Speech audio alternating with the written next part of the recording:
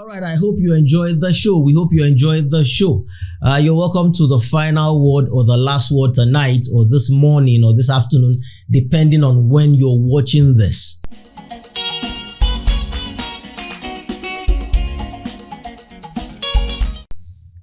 There's something funny that has happened to me almost every time that I drive, and I've always wanted to share it with you. Have you ever been the first person to get to a red light? You overtook other cars on the road and you got to the red light and you were there. Only for the cars that you overtook earlier to catch up and overtake you just as the light turns green. They get there just as the light turns green, and while you're trying to gain momentum, they go past you with their momentum, even though you passed them minutes ago. They just glide past with theirs. This or that is life. We always compare ourselves. We're always comparing ourselves to other people, with others who seem to be doing better than we are, forgetting that we are all on different journeys. Look, the fact that someone overtakes you does not mean that they will get home before you. Their own destination might just be around the corner. Yours might be hours away, and vice versa. Your own destination might just be 1 minute away from that traffic light, while they will still have to drive for 10 hours. But eventually, everyone gets home. As my people in Ajawa is in the greater Ogbomoso area of Oyo State. As the people of Ajawa say, Asure tete o ni koja ile, asure tete kan o koja ile ri, arinringbere kan o si ni sun sona. Which means that no matter how fast you drive, no matter how fast anybody drives, they're not going to speed past their house. And the person who drives slow, no matter how easy you take it, you are also going to get home. There's nobody that's going to be so slow that it will not get home. Everybody will get home, whether you drive fast or you drive slow. So stop measuring your life by someone else's speed or against someone else's speed. Focus on your own destination.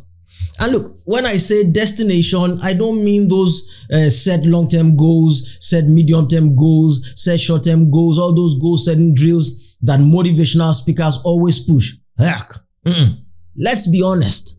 That stuff has obviously worked for some people, perhaps for a lot of people, but it is not a universal fix and it does not work for everybody. I have tried it. That thing frustrated me for years as I set unrealistic goals.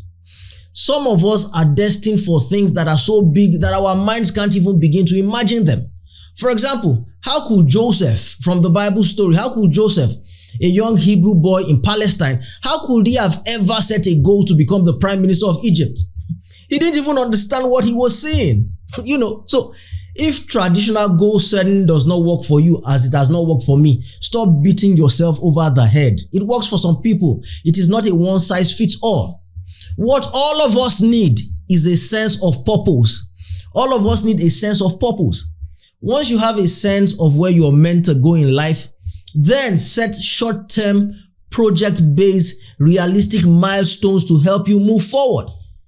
Because when you measure yourself by your own purpose, instead of comparing yourself with other people, you realize something very important, that you are actually doing better than you thought.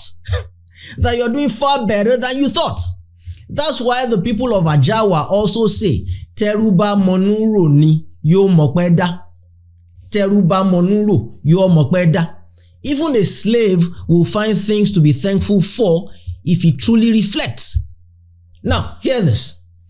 When you envy someone, you don't get to pick and choose. This matter of you just want their money or you just want their marriage.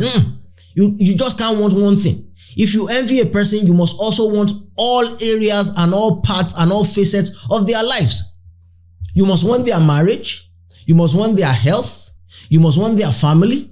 You must want their stress. You must want their regrets. You must want their sleepless nights as you are wanting their money and whatever it is that is attracting you or that you are envying. You just can't choose one part and pick and choose. No, you must want all of them. And once you have it that way, you find that you are not as attracted to them as you thought.